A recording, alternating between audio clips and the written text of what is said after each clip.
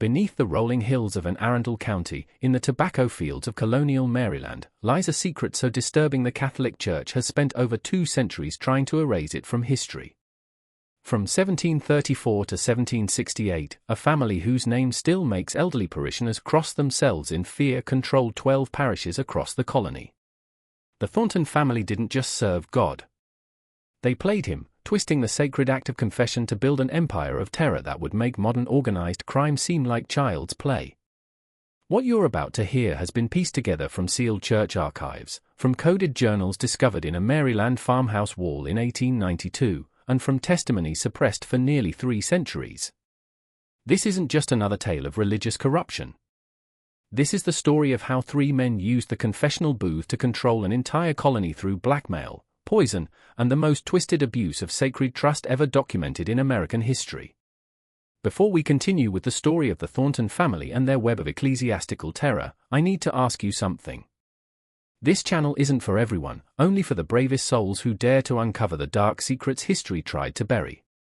If you're one of those few people brave enough to hear these forbidden tales, hit that subscribe button and ring the notification bell. I'm curious, drop a comment below telling me what state or city you're listening from. Are you brave enough to let us know where you are as we dive into this nightmare together? Now, let's return to Maryland. 1734, where evil wore a priest's collar. Colonial Maryland in the autumn of 1734 found itself in a precarious position between Protestant and Catholic tensions, a religious battleground where the Calvert family's Catholic influence still held sway despite growing Anglican pressure. In this volatile atmosphere, the small port town of Havenwood, nestled along the South River about 20 miles southeast of Annapolis, represented everything the Catholic Church was fighting to preserve in the New World. By colonial standards, Havenwood wasn't large, perhaps 800 souls spread across tobacco plantations and the modest businesses that served them. But what it lacked in size, it made up for in influence. The town's Catholic families controlled much of the tobacco trade flowing through the Chesapeake Bay, their names appearing on shipping manifests that reached from London to the Caribbean. The Cuthers owned 3 plantations and a fleet of merchant vessels. The Whitmore family controlled the largest tobacco warehouse between Baltimore and Annapolis. The Ashfords had built their fortune on both tobacco and the less discussed but highly profitable slave trade. At the heart of this Catholic enclave stood St. Bartholomew's Church, a modest brick structure whose bell tower could be seen from ships entering the South River. Unlike the grand cathedrals of Europe, St. Bartholomew's reflected the practical sensibilities of colonial architecture, sturdy oak pews, plain glass windows, and thick walls designed to withstand both Maryland's humid summers and the occasional raid by pirates who still prowled the Chesapeake. But it was what lay within those walls that would make St. Bartholomew's infamous. In the late summer of 1734, Father Thomas Thornton arrived to serve as parish priest, bringing with him an unusual request. He wanted to install new confessional booths, not just 1 or 2, but for elaborately constructed wooden chambers he claimed would better serve the spiritual needs of his growing congregation. Father Thornton was not what most parishioners expected in a priest. Tall and imposing at nearly 6 feet, with prematurely grey hair and piercing blue eyes, he possessed an intelligence that seemed almost predatory. He spoke with the refined accent of someone educated in European seminaries, yet there was something in his manner that suggested he understood the crude realities of colonial life better than most men of the cloth. When he smiled, which he did often during those first months, it never quite reached his eyes. What the parishioners of St. Bartholomew's didn't know was that Father Thornton had spent the previous 5 years traveling throughout Maryland, visiting Catholic parishes and taking careful note of their wealthiest and most influential members. He had studied their business dealings, their family connections, their strengths, and, most importantly, their potential vulnerabilities. He hadn't come to Havenwood to save souls. He had come to harvest secrets. The confessional booths Father Thornton installed were masterpieces of deceptive craftsmanship, built by his nephew Marcus, a skilled carpenter who had supposedly learned his trade in Philadelphia. Each booth appeared to be a standard 3-chambered confessional, a central compartment for the priest flanked by 2 kneeling chambers for penitents. The dark oak construction and intricate carved crosses gave them an air of sacred solemnity that impressed even the wealthiest parishioners. But hidden within the walls of each confessional was an innovation that would have horrified the faithful had they discovered it. Marcus Thornton had constructed a series of hollow metal tubes that ran from each penitent's chamber to a concealed recording chamber beneath the church. These tubes, crafted from tin and carefully angled to carry sound without distortion, allowed every whispered confession to be heard and recorded in the basement below. The recording system itself was ingeniously simple. The metal tubes fed into small echo chambers lined with curved metal surfaces that amplified sound. A person positioned in the basement chamber could hear conversations from the confessionals above with startling clarity. But Father Thornton went one step further. He trained his younger nephew, Samuel, to transcribe these conversations using a cipher of his own devising, creating permanent records of every confession made in St. Bartholomew's. The first victim of the Thornton family scheme revealed himself on a cold February morning in 1735, though he had no idea he was walking into a trap 6 months in the making. Richard Whitmore entered St. Bartholomew's that Tuesday morning carrying a burden that had been eating at him for weeks. As one of Havenwood's most successful tobacco merchants, Whitmore was known throughout the colony for his strict adherence to Catholic doctrine and his generous donations to the church. His reputation was built on integrity, fair dealing, and the kind of moral rectitude that made other merchants seek him out as a business partner. But Richard Whitmore had a secret that would have destroyed everything he had built. 3 months earlier, while conducting business in Annapolis, Whitmore had encountered a young woman named Catherine Mills, an indentured servant who worked in the tavern where he often stayed during business trips. Catherine was 19, beautiful in the way that made men forget their vows, and trapped in an indenture contract that wouldn't expire for another 4 years. What began as casual conversation had led to something Catholic doctrine considered one of the gravest sins, adultery. As Whitmore knelt in the confessional that February morning, his voice barely above a whisper, he poured out his guilt to Father Thornton. He spoke of his shame, his betrayal of his wife Margaret, his violation of his sacred marriage vows. He described his ongoing relationship with Catherine, his plans to purchase her indenture contract, and his terror that the affair would be discovered and destroy his family's reputation. Father Thornton listened with the practiced compassion of a confessor, offering words of comfort and assuring Whitmore that God's forgiveness was available to all who truly repented. He prescribed a penance of prayers and charitable donations, then blessed Whitmore as the merchant left the confessional with tears of relief streaming down his face. But in the basement beneath St. Bartholomew's, Samuel Thornton had transcribed every word of Whitmore's confession, encoding it in the cipher his uncle had taught him. The young man's handwriting was precise as he recorded details that would soon become weapons.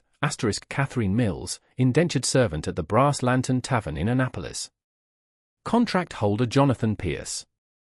Relationship ongoing since November 1734. Whitmore plans to purchase indenture within the month. The transformation of this sacred confession into an instrument of blackmail began exactly 1 week later. Father Thornton requested a private meeting with Whitmore, claiming he needed to discuss a matter of urgent spiritual importance. They met in the priest's study on a Thursday evening, the room lit only by candles that cast dancing shadows on the walls lined with theological texts. "Richard," Father Thornton began, his voice carrying a warmth that seemed genuine, "I've been praying extensively about our conversation last week, and God has revealed to me a path forward that might ease your burden." Whitmore leaned forward eagerly, his face reflecting hope that his spiritual advisor had found a solution to his moral crisis. "The church has significant expenses coming in the next few months," Father Thornton continued. "We're planning to expand our charitable works, perhaps establish a fund to help indentured servants in difficult situations, young women particularly who find themselves in vulnerable circumstances." The priest's pause was perfectly calculated, allowing the implications to sink in before he continued. "I believe God is calling you to make a substantial contribution to this fund, perhaps £50 initially, with monthly donations of £10 thereafter. This would demonstrate the sincerity of your repentance while helping others who might find themselves in situations similar to Miss Mills."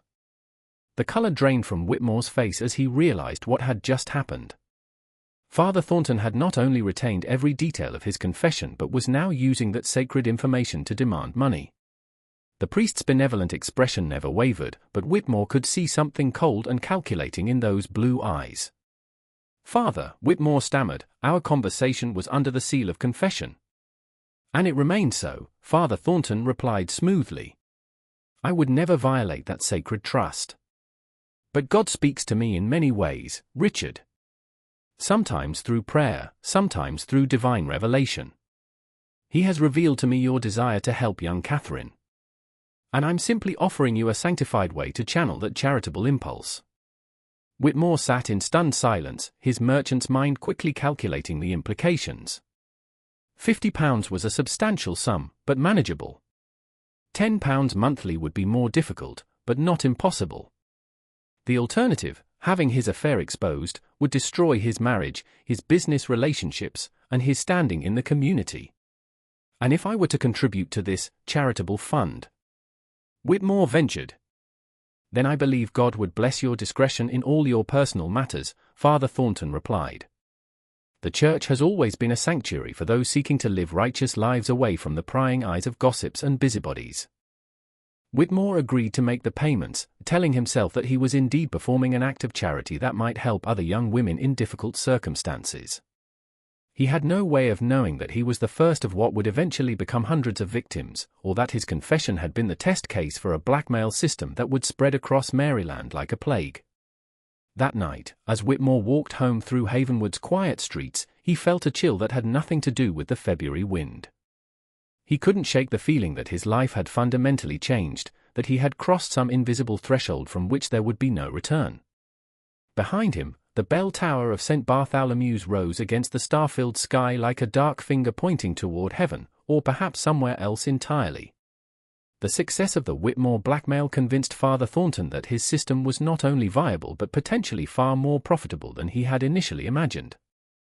Over the following months, he began implementing the second phase of his plan, a systematic expansion that would eventually transform the religious landscape of colonial Maryland into his personal criminal empire. The key to this expansion lay in Father Thornton's two nephews, both of whom had been carefully groomed for their roles in the family business. Marcus, the elder at 28, possessed the technical skills needed to construct the modified confessionals, while Samuel, barely 21, had been trained since childhood in the art of transcription and ciphering. But what made the Thornton scheme truly diabolical was that both young men were legitimately ordained priests, having completed their seminary education in Baltimore under their uncle's guidance and financial support. By the spring of 1735, Father Thornton had secured appointments for his nephews at 2 additional parishes. Marcus was assigned to St. Michael's in the port town of Easton, while Samuel took over the struggling parish of St. Joseph's in the tobacco-growing region near Chestertown. Each appointment came with the same request: permission to install new confessional booths to better serve their congregations. The expansion strategy was methodical and patient. Rather than attempting to blackmail every parishioner who confessed a secret, the Thorntons focused on what they termed productive sins, transgressions committed by individuals with both the wealth to pay substantial sums and the social standing that made exposure genuinely devastating. Adultery was ideal, but they also targeted embezzlement, tax evasion, illegal business practices, and the various forms of corruption that were endemic to colonial commerce. Their system of communication was as sophisticated as their confessional modifications. Using a network of merchant contacts and traveling salesmen, the 3 priests maintained regular correspondence through coded letters that appeared to discuss routine church business but actually contained detailed intelligence about potential victims and their vulnerabilities.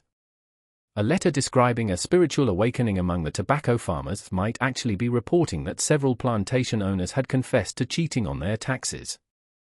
A request for additional prayer books for the Women's Society could be coded instructions for which wealthy widow had confessed to an affair with her overseer. By the end of 1735, the Thornton network was generating substantial income from 12 regular victims across 3 parishes. Richard Whitmore remained their most reliable source, his monthly payments having increased to £15 as Father Thornton claimed the church's charitable needs had grown. But the Whitmore case had also taught the Thorntons an important lesson about managing their victims' psychology. Rather than simply demanding payment in exchange for silence, Father Thornton had developed a sophisticated justification system that allowed his victims to maintain their self-respect while paying extortion. The money was always framed as charitable donations, penance payments, or contributions to specific church projects. Victims were encouraged to see themselves as generous benefactors rather than blackmail targets, a psychological manipulation that reduced the likelihood of rebellion or desperate actions. The system's effectiveness was demonstrated most clearly in the case of Edmund Cruther, the wealthy plantation owner whose shipping business dominated much of the Chesapeake Bay trade. Cruther had confessed to systematically underreporting his cargo manifests to avoid paying the full customs duties required by the Crown, a practice that, while common, was technically treason and punishable by the seizure of all his assets. When Father Thornton approached Cruther about making a substantial contribution to the church's mission among the poor, the plantation owner initially resisted. But the priest's gentle reminder that God sees all our commercial dealings, even those conducted in the shadows of the customs house, was sufficient to secure Cruther's cooperation. Within 6 months, Cruther was contributing £25 monthly to what he believed was a fund to help impoverished Catholic families throughout Maryland. The psychological toll on their victims became apparent as the months passed. Richard Whitmore, once known for his jovial demeanor and social confidence, became increasingly withdrawn and anxious. He began attending Mass daily rather than weekly, as if excessive piety might somehow balance the scales of his guilt. His wife Margaret noticed the change but attributed it to business pressures and her husband's deepening religious devotion. Edmund Cruther developed different symptoms. Always a meticulous record keeper, he became obsessed with his business documents, spending hours each evening reviewing manifests and correspondence as if searching for evidence of some mistake or oversight. His slaves reported that he would sometimes wake in the middle of the night and insist on personally inspecting cargo loads that had already been checked multiple times. But the most disturbing transformation occurred in the parishes themselves. The Thornton priests had created an atmosphere of spiritual intensity that bordered on the fanatical. Their sermons focused heavily on themes of hidden sin, divine punishment, and the necessity of complete honesty before God. They encouraged frequent confession, sometimes suggesting that parishioners who went more than a week without confessing their sins were risking eternal damnation. This spiritual pressure created a feedback loop that fed directly into the blackmail system. Parishioners terrified of harboring unconfessed sins began confessing not only their major transgressions but also minor indiscretions, inappropriate thoughts, and business dealings that might not have been entirely ethical. The Thorntons' confession records grew thick with intelligence about colonial Maryland's elite, creating a comprehensive database of secrets that would have been invaluable to any criminal organization. By early 1736, Father Thornton was ready to implement the third phase of his plan, a dramatic expansion that would extend his network throughout Maryland and potentially into neighboring colonies. He had identified 16 additional parishes where his methods could be implemented, and he had begun recruiting additional family members and trusted associates who could be trained to operate confession recording systems. But the expansion would require overcoming a significant obstacle. The Catholic Church's hierarchy in Baltimore had begun to notice the unusual construction projects being undertaken by the Thornton priests. Bishop Carroll had specifically questioned the need for such elaborate confessional installations in relatively small parishes, and there were rumors that he was considering conducting formal inspections of churches where new confessionals had been installed. The solution Father Thornton devised would prove to be both his greatest triumph and the beginning of his ultimate downfall. It involved a level of corruption so profound that it would eventually threaten the very foundations of Catholic authority in colonial Maryland, and it would require the Thorntons to cross a line from which there could be no return. The winter of 1736 brought an unexpected crisis that would test the Thornton network's resilience and reveal the true depths of their commitment to their criminal enterprise. A young woman named Isabella Ashford, daughter of one of Havenwood's most prominent Catholic families, had begun to suspect that something was fundamentally wrong with the confession she was making at St. Bartholomew's. Isabella was 19, possessed of the kind of sharp intelligence that colonial society typically wasted on women but couldn't entirely suppress. She had been educated by private tutors, spoke fluent French and Latin, and had developed an almost scholarly interest in Catholic theology through her extensive reading of her father's religious texts. This education would prove to be Father Thornton's first serious miscalculation. The previous autumn, Isabella had confessed to Father Thornton that she had been secretly reading books that the Church considered inappropriate for unmarried women, specifically, several philosophical treatises that questioned traditional religious authority. It was a minor transgression by colonial standards, but Father Thornton had recognized an opportunity to establish control over the Ashford family fortune. Within 2 weeks of her confession, Isabella noticed that Father Thornton had begun incorporating specific references to young women who contaminate their minds with dangerous ideas into his Sunday sermons. When he requested a private meeting with her father to discuss concerns about the spiritual welfare of young people in the parish, Isabella's suspicions crystallized into something approaching certainty. But Isabella Ashford was not content to simply suspect. She was determined to investigate. Using skills she had developed through years of scholarly research, Isabella began conducting a systematic analysis of Father Thornton's behavior patterns. She noted which parishioners were called for private meetings with the priest and attempted to correlate these meetings with their previous confessions. She paid attention to which families had suddenly increased their charitable donations to the church and tried to identify what they might have confessed that would inspire such generosity. Most importantly, Isabella began testing her theory through carefully controlled experiments. She confessed different fabricated sins to Father Thornton, claiming she had stolen small items from local merchants, pretending she had entertained improper thoughts about married men, even inventing a story about secretly reading Protestant religious texts borrowed from Anglican neighbors. In each case, Isabella watched carefully for signs that Father Thornton was using her confessions to manipulate her family's behavior. When she confessed to borrowing a silk handkerchief from Whitmore's general store, Father Thornton's next sermon included pointed references to those who take what doesn't belong to them, even in small matters. When she invented a romantic interest in a married tobacco merchant, the priest began counseling her father about the importance of finding Isabella a suitable husband before her natural feminine weaknesses lead her into temptation. But the experiment that convinced Isabella she was dealing with something far more sinister involved a deliberate lie about her family's business practices. She confessed to Father Thornton that she had overheard her father discussing plans to avoid paying customs duties on a shipment of European goods by falsely declaring the cargo as religious materials exempt from taxation. This confession was pure fiction. Isabella's father was scrupulously honest in his business dealings, but within days, Father Thornton had requested a private meeting with James Ashford to discuss the spiritual implications of certain business practices that might compromise a man standing before God. Isabella realized with growing horror that Father Thornton was systematically using sacred confessions to blackmail his parishioners.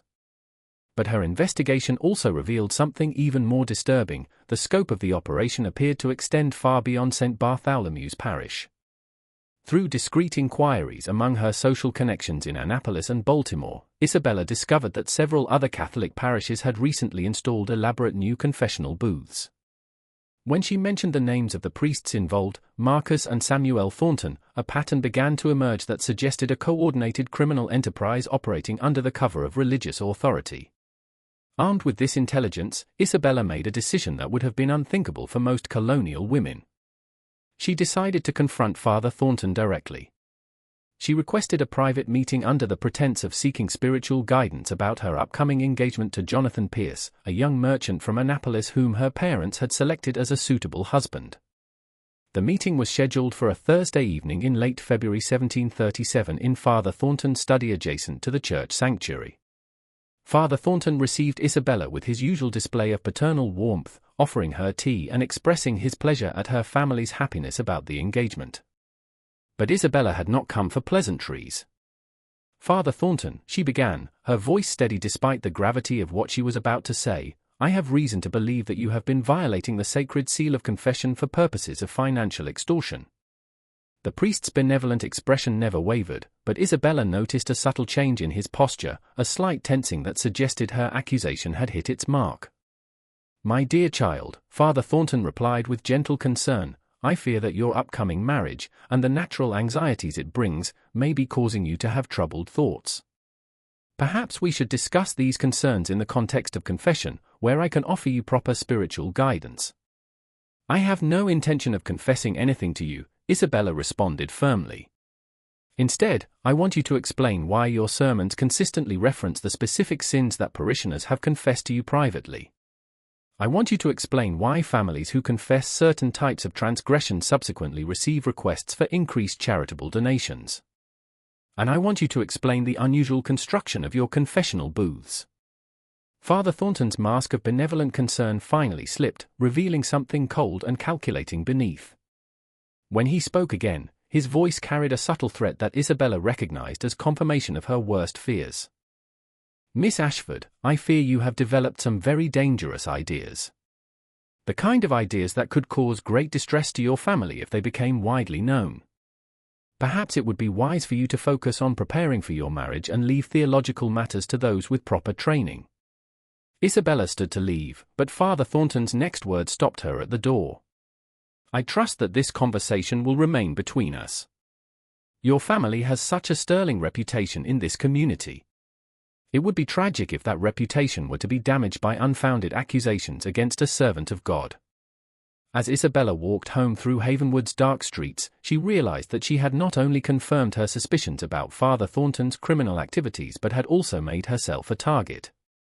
The priest's final words had been a clear threat: cooperate with his schemes or face consequences that could destroy her family's social standing. But Isabella Ashford had not spent years studying philosophy and theology only to be intimidated by a corrupt priest. She had a plan that would either expose the Thornton network or result in her own destruction. And she was prepared to accept either outcome in service of justice. Isabella's plan required resources, allies, and a level of discretion that would challenge even her considerable intelligence. She had identified the crime, confirmed the method, and confronted one of the perpetrators. Now she needed proof that would convince the Catholic Church's hierarchy to take action against the Thornton network, and she needed that proof before Father Thornton could implement whatever retaliation he was planning. The key to gathering evidence lay in gaining access to the basement chamber beneath St. Bartholomew's, where she suspected the confession recording system was located. Isabella had studied the church's architecture during years of regular attendance, and she had noticed several anomalies that now took on sinister significance: a door in the basement that was always kept locked, unusual acoustic properties in the nave that suggested hidden chambers, and the fact that Father Thornton often disappeared for extended periods during times when no services were scheduled. Her opportunity came during the annual Lenten retreat in March 1737, when most of the parish would be attending special services at the cathedral in Annapolis. Father Thornton had announced that St. Bartholomew's would be closed for cleaning and maintenance during the 3-day retreat, providing Isabella with the access she needed to conduct her investigation. But first, she needed to neutralize the risk that Father Thornton might discover her activities and implement his threatened retaliation against her family. Isabella's solution demonstrated the kind of strategic thinking that would have impressed military commanders of the era. She composed a detailed letter documenting her suspicions about the Thornton network, including specific examples of correlations between confessions and subsequent sermons, the unusual construction of the confessional booths, and Father Thornton's implicit threats during their private meeting. She made multiple copies of this letter and arranged for them to be delivered to Bishop Carroll in Baltimore, the governor of Maryland, and her cousin Thomas Ashford, who served as a magistrate in Annapolis, in the event that anything should happen to her. The letters were held by a trusted family servant with instructions to deliver them immediately if Isabella failed to retrieve them by a specific date or if any harm befell her or her family. This dead man switch effectively neutralized Father Thornton's ability to retaliate against her without triggering a full investigation of his activities. With this protection in place, Isabella proceeded with her infiltration of St. Bartholomew's basement during the second night of the Lenten retreat. She had obtained keys to the church through her friendship with Margaret Whitmore, who served as the church's volunteer caretaker and had access to the building for cleaning purposes. What Isabella discovered in the basement exceeded even her worst expectations. The locked chamber beneath the confessional area had been converted into an elaborate intelligence-gathering operation. The walls were lined with metal tubes that fed sound from the confessionals above, and a sophisticated system of curved metal reflectors amplified conversations to crystal clarity.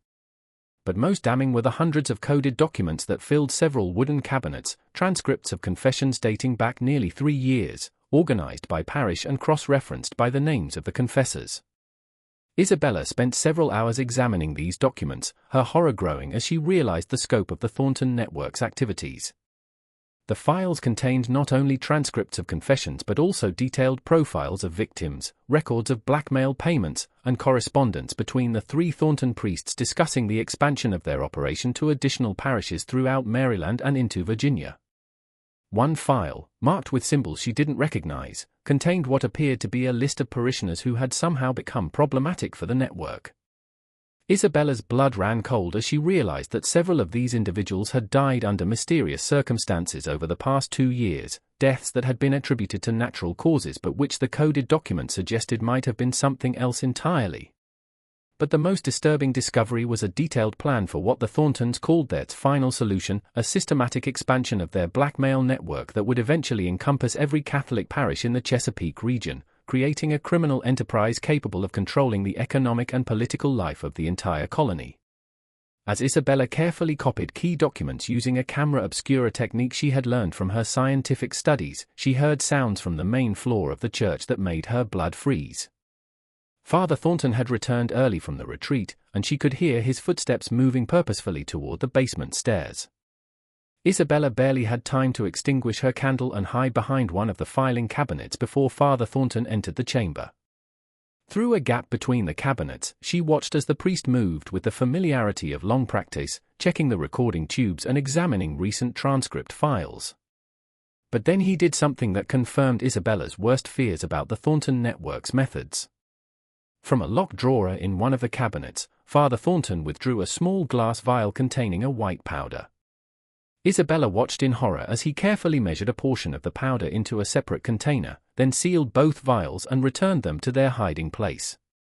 Even in the dim candlelight, Isabella recognized the substance from her studies of chemistry and medicine: arsenic, the poison that had become known as an inheritance powder for its effectiveness in removing inconvenient relatives. Father Thornton spent nearly an hour in the basement chamber, reviewing files and making notes in his coded journal. When he finally left, locking the chamber door behind him, Isabella remained hidden for another hour before daring to emerge from her concealment.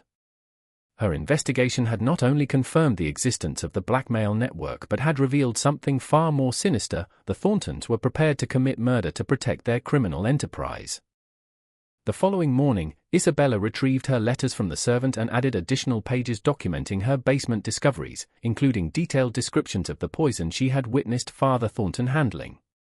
She then faced a terrible decision: should she wait to gather additional evidence that might ensure the Thorntons' conviction, or should she trigger the investigation immediately to prevent potential murders? The decision was made for her when she learned that Richard Whitmore had fallen violently ill after taking communion at Sunday Mass, exhibiting symptoms that perfectly matched arsenic poisoning. As Whitmore lay dying in his home, attended by a physician who attributed his condition to the sudden fever of unknown origin, Isabella realized that the Thornton network had begun eliminating witnesses who might pose a threat to their operation. She had less than 24 hours to expose the conspiracy before more victims joined Whitmore in the grave. But the Thorntons had been operating their network for nearly 3 years, and they had contingency plans that Isabella was only beginning to understand. When she awoke the next morning to find 2 men watching her house from across the street, she realized that her own life was now in immediate danger. The final confrontation between Isabella Ashford and the Thornton network would test not only her courage and intelligence but also her willingness to sacrifice everything, including her own life, to prevent a criminal conspiracy from achieving complete control over colonial Maryland's Catholic population. The morning of March 15, 1737, dawned gray and cold over Havenwood, with a fog rolling in from the Chesapeake Bay that seemed to muffle sound and blur the boundaries between earth and sky. Isabella Ashford stood at her bedroom window, watching the 2 men who had maintained their surveillance of her house throughout the night, their breath visible in the cold air as they pretended to engage in casual conversation while never taking their eyes off the Ashford residence. Richard Whitmore had died during the night, his final hours marked by the agonizing symptoms of arsenic poisoning that the local physician, Dr. Benjamin Crawford, had misdiagnosed as putrid fever. Isabella knew that Whitmore's death was both a message and a declaration of war. The Thorntons were prepared to kill anyone who threatened their operation, and she would be next unless she acted immediately. But Isabella had spent the sleepless night preparing for this confrontation, and she had devised a plan that would either destroy the Thornton network or expose their crimes so publicly that even her death couldn't silence the truth. The key to her plan lay in exploiting the one weakness she had identified in their operation: their arrogance and their absolute confidence that colonial society would never believe accusations made by a young woman against respected priests. At 8 that morning, Isabella walked calmly out of her house and directly toward the 2 men who had been watching her. Their surprise at her bold approach gave her the few seconds she needed to speak before they could react. Please inform Father Thornton that Miss Ashford requests an immediate meeting to discuss her recent spiritual concerns, she said in a voice loud enough to be heard by several neighbors who were beginning their morning activities. Tell him that I have some documents that I believe will be of great interest to him and that I'm prepared to discuss terms for their return. The men exchanged glances, clearly unsure how to respond to this unexpected development. After a brief, whispered conference, one of them nodded and headed towards St. Bartholomew's, while the other maintained his watch on Isabella. Father Thornton's response came within the hour. He would meet with Isabella at 2 that afternoon in the church sanctuary, ostensibly to provide spiritual counseling for her grief over Richard Whitmore's death. The meeting location was perfect for Isabella's purposes. The sanctuary's excellent acoustics would ensure that her conversation with Father Thornton could be heard clearly by witnesses she had positioned throughout the church. Those witnesses included her cousin Thomas Ashford, the magistrate from Annapolis, who had arrived that morning in response to Isabella's urgent message, Dr. Benjamin Crawford, who was still puzzled by the unusual symptoms he had observed in Richard Whitmore, and Margaret Whitmore, who had agreed to help Isabella despite her own grief because she suspected that her husband's death was connected to his mysterious monthly payments to the church. But Isabella's most important witness was Bishop Carroll himself, who had traveled from Baltimore after receiving Isabella's detailed letter about the Thornton network. The bishop had initially been skeptical of accusations made against 3 of his priests, but Isabella's evidence had been compelling enough to warrant a personal investigation. At exactly 2 o'clock, Isabella entered St. Bartholomew's sanctuary to find Father Thornton waiting for her at the altar, his usual benevolent expression replaced by something cold and predatory. The afternoon light filtering through the church's plain windows cast long shadows across the pews, creating an atmosphere that seemed more suitable for a trial than a spiritual counseling session. Miss Ashford, Father Thornton began, his voice carrying clearly through the sanctuary, I understand you have some concerns about certain church matters that you'd like to discuss. Indeed I do, Father, Isabella replied, positioning herself so that her voice would project to the hidden witnesses. I've discovered that you and your nephews have been operating a criminal conspiracy that violates the sacred seal of confession and uses religious authority to commit extortion and murder. Father Thornton's mask of priestly concern finally fell away completely, revealing the calculating criminal beneath. Those are very serious accusations, Miss Ashford. I hope you have substantial evidence to support such claims. I have transcripts of recorded confessions from your basement chamber, Isabella replied, producing a folder of documents. I have coded correspondence between you and your nephews discussing blackmail payments and the expansion of your network to 16 additional parishes. And I have witnessed you handling arsenic in the same basement where Richard Whitmore's confession was recorded.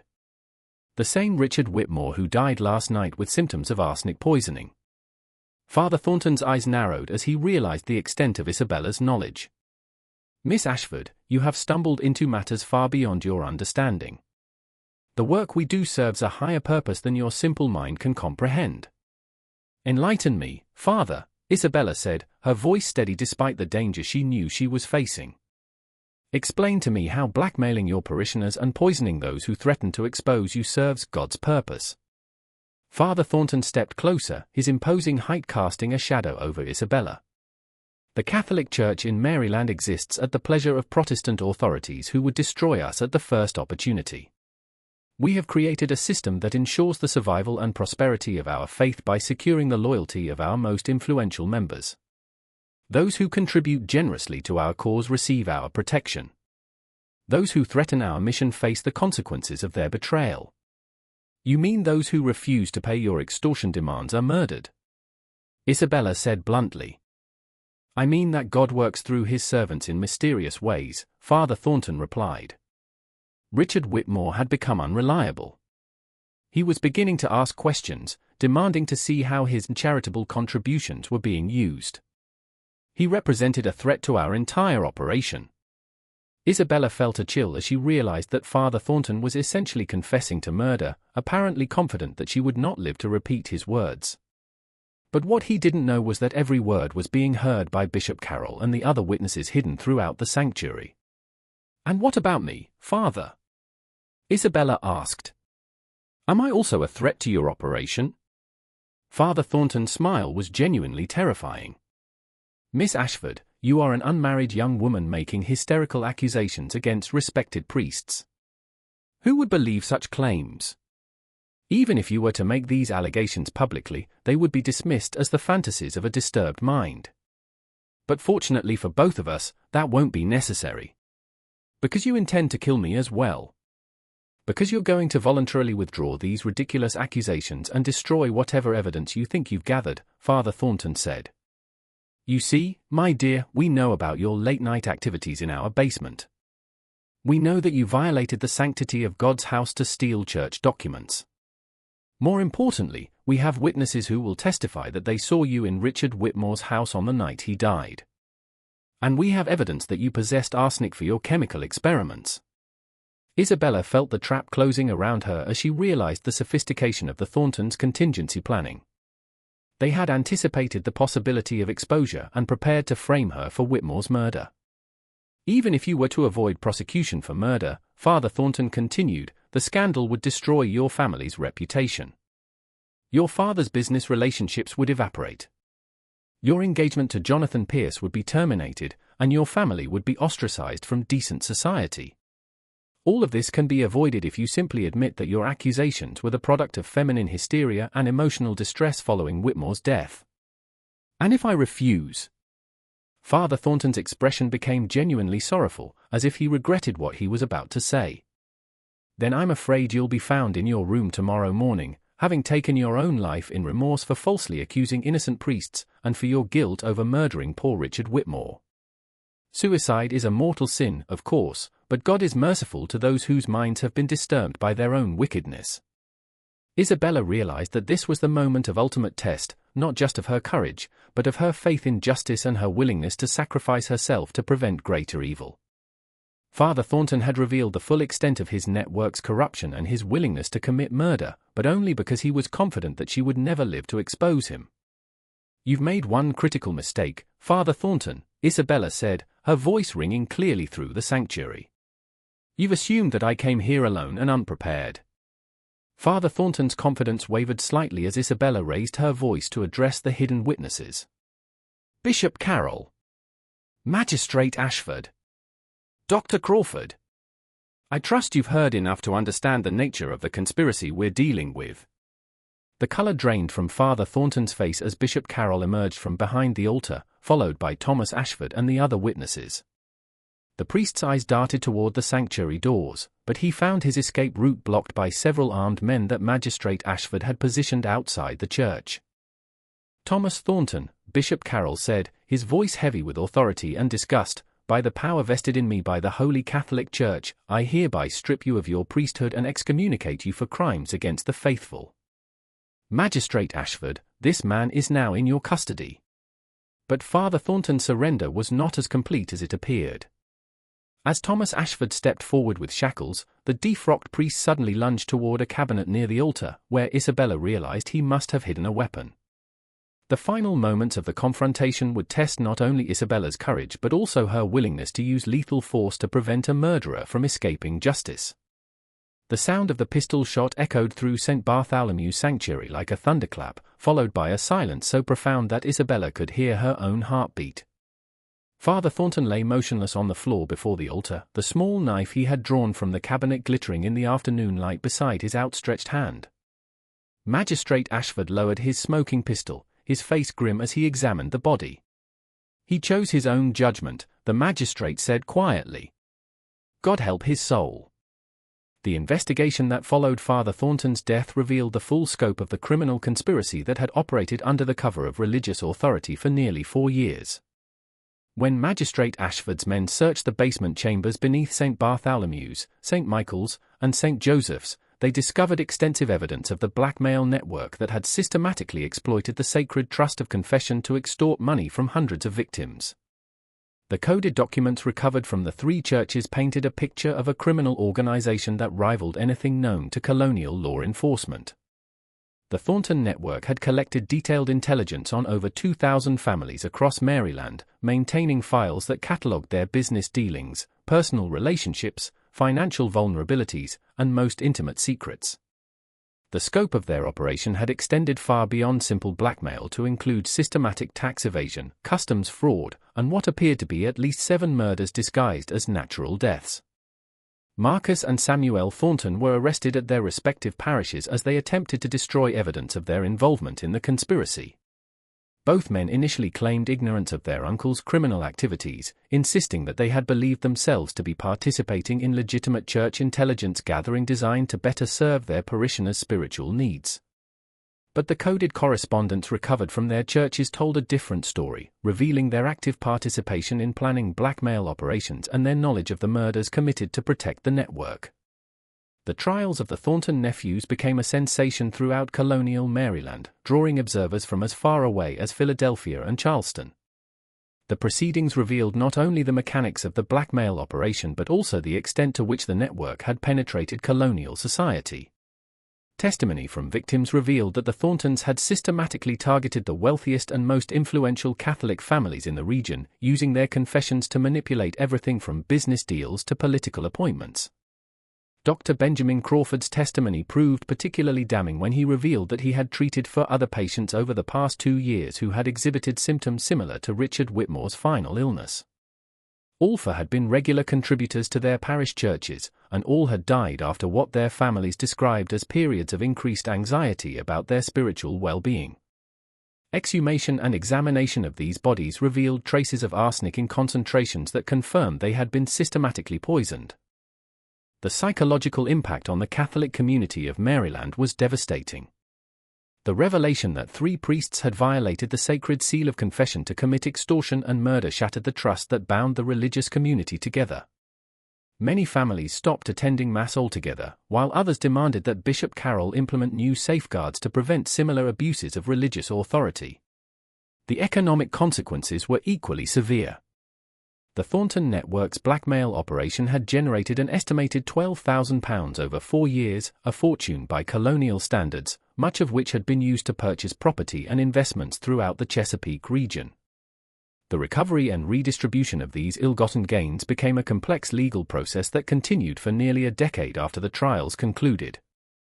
Isabella Ashford's role in exposing the conspiracy made her both a celebrated figure and a controversial one. While many praised her courage and intelligence in uncovering the network, others criticized her for violating the sanctity of church property and questioned whether a young woman should have involved herself in such dangerous matters. The debate over Isabella's actions reflected broader tensions in colonial society about women's roles and the proper relationship between individual conscience and religious authority.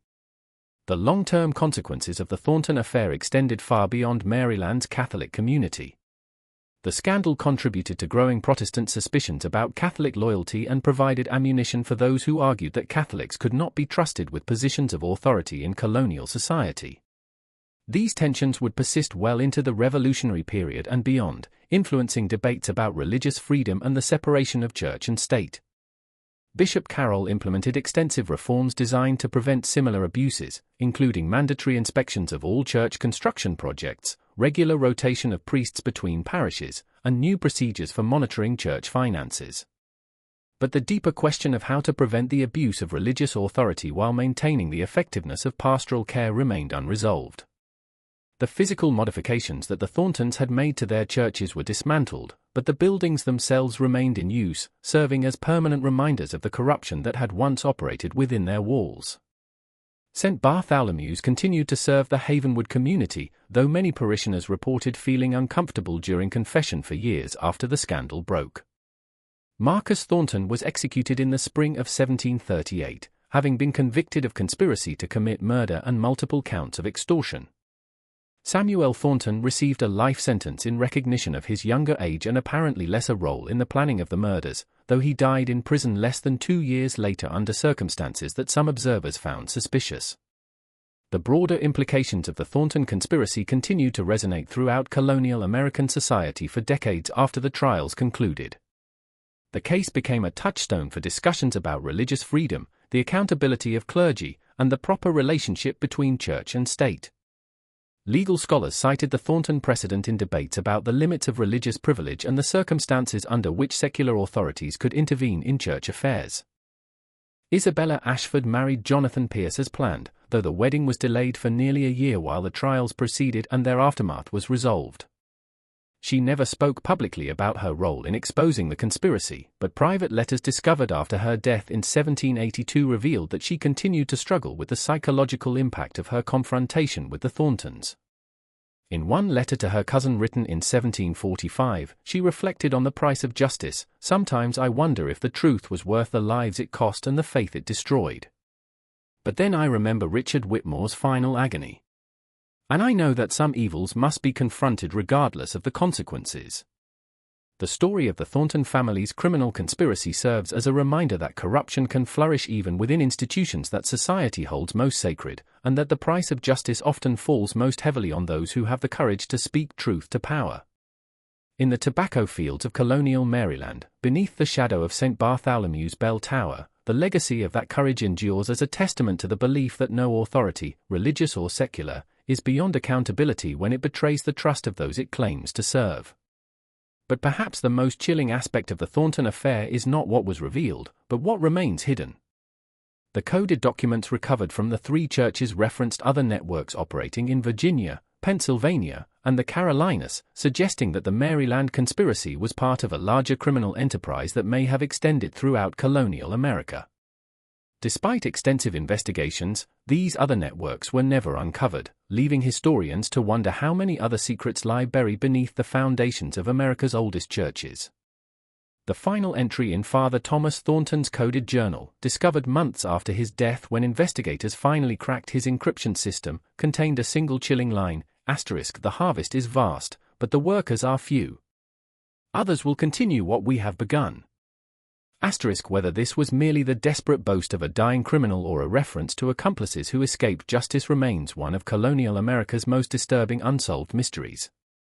What do you think of this story? Do you believe everything was revealed, or do you think there are still secrets buried in the foundations of America's oldest churches? Leave your comment below sharing your thoughts about the Thornton conspiracy.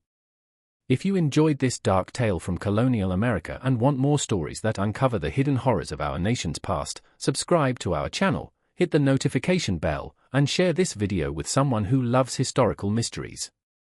The shadows of the past hold many secrets, and we're just getting started uncovering them. See you in the next video, where we'll explore another forgotten horror that time tried to bury.